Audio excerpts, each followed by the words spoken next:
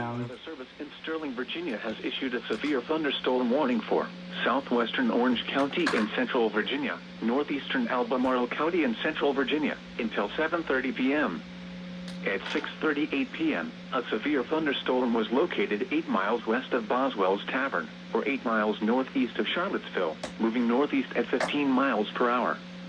Hazard: isolated damaging wind gusts of up to 60 miles per hour. Source: radar indicated. Impact: damaging winds will cause some trees and large branches to fall. This could injure those outdoors, as well as damage homes and vehicles. Roadways may become blocked by downed trees. Localized power outages are possible. Unsecured light objects may become projectiles.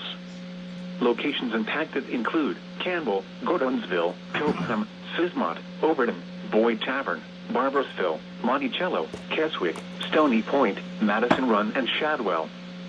For your protection, move to an interior room on the lowest floor of a building.